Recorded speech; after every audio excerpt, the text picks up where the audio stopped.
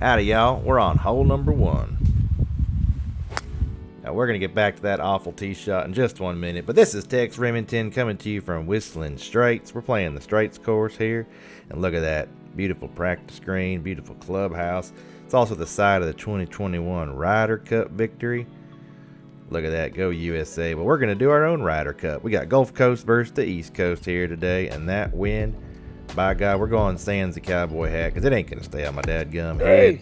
So we head over to the range. We see everybody getting warmed up for intense competition here. We're going to hit some wedges. We're going to hit some irons. We're feeling pretty darn good, so we hit the big dog. Go to hit some chips here. And look at that backdrop. Never get tired of that. Today I'm scrambling with my good buddy Mark. He's in the khakis over there. We got some wind coming into us, as you can see. Oh, not going to be fun on that first box. But we got the East Coasters there, Adam and Joel. Looking forward to a good match. There you go, hole number 1. Let's head on out. Now this hole's about as straight as a pig's tail, so we're going to go ahead and need to hit a good drive, which you know we don't do. We're going to spray off to the right. The wind made it look worse than it was, but still wasn't that great. But luckily my partner Mark here, he done found the fairway, so we're going to have 130 with 50 degree in our hand. Yeah, you can tell by the reaction it wasn't the best, but heck, you know, with that 60 degree in my hand, I'm feeling confident all the time. We're going to hit a pretty good one on up there. Greens are running quick, so it goes on by, but if we can get out of here with a par after the way we've been playing, we'd be feeling pretty good. And guess what? Sure as heck are. Give the old caddy a bump, and we're going to head on over to hole 2. But look at this view on the way there. You got Lake Michigan and one of the world's most beautiful golf courses. Just wanted to take that in. Long par 5, so we're going to need a good drive. Guess what? We don't do it. Wind's still blowing like perfume through the prom, so probably going to be a 3-shot hole anyway. So we're going to hit our 7-iron out of here, just eat up some fairway, which we do. Pretty happy with that contact. You see my smile there. And now we're going to have about 140 with the pitching wedge, and we top it. And it's awful. And that's the face of a man who's not happy. But Mark hit a good one, so we still have this for a birdie putt. Just skates on by.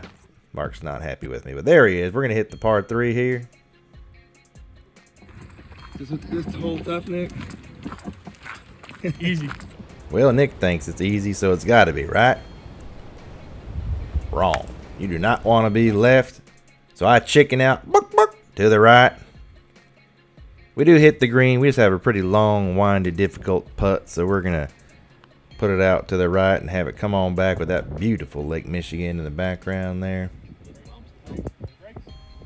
Not a bad roll. Mark got a good look, and he put it closer for our par. So now the 4th hole, the wind is blowing hard left to right, so we're going to play a little cut, and the wind takes it again. I'll tell you what, if you had a dang wind chime, you get your money's worth today as we end up on the wrong side. So at least we can contribute with our irons, right? Wrong. We're going to shank this 7-iron off to the right, and boy, at this point I feel like I could screw up a wet dream the way I'm playing here, but we got the 60 in our hands, so at least we can contribute with that club, because Mark also kind of topped it here. But get her close, get the confidence back.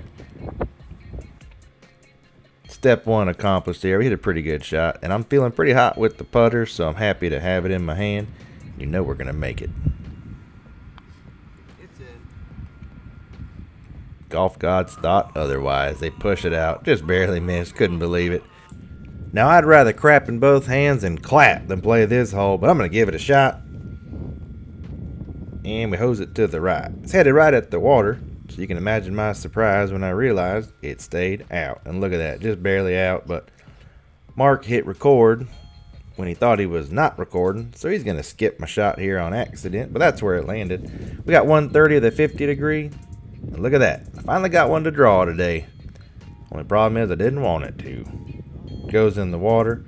So we take Mark's shot. Now we pretty much have to chip this in for us to even tie the hole, so I get a little aggressive with it, which turns out to be not a good thing. Leave it short here, but I'm going to putt out just for you people at home to see this green.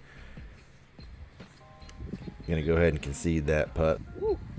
On hole 6, and I finally figured out the problem with my driver. It's the dadgum guy holding it. I'm going to spray this one off to the right. Granted, the wind helped push it a little bit, but I'm going to end up in that bush right there.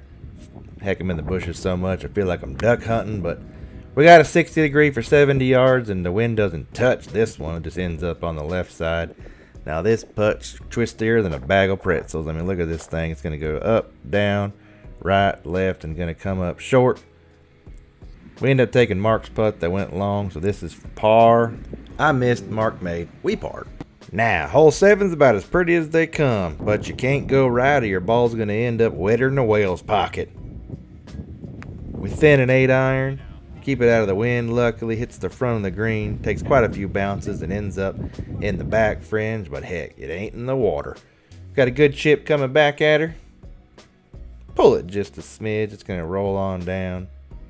Mark gets a little inside of that, so we take his putt as we make this for par. Now we're on to hole 8, and with this weather, man, it's cold as a banker's heart, but we got to block it out. We actually hit the fairway with a drive, and we're going to just stand there and celebrate it. Feels good, don't it? Short-lived, though, my friend, because you can't go right with this 8-iron from 162. And yep, that's correct. We go right. Pretty difficult pitch shot coming up. Me and Mark study it, find a good landing area. And although you can't see where the ball lands, you can certainly see Mark's excitement here as we just go by the hole. Well, that would have been nice, but now we got ourselves a long par putt, which we don't make, but a moral victory with a nice chip. Heck, it only took 9 holes, but my driver's hot. So hot you could fry an egg on it. Pattern continues as we split the fairway here. About as pretty as that shot was, about as ugly as this one's gonna be. It's about a 9-iron from 152. We just blade it. Takes a few bounces and rolls all the way through, leaving us this wedge shot here. And we blade it again, and it just rolls on through. Heck, I feel about as useless as an ashtray on my Harley. But we got this for par, thanks to Mark. Finish it off. And the best way to lift your spirits is head to the back 9 with that clubhouse in your view.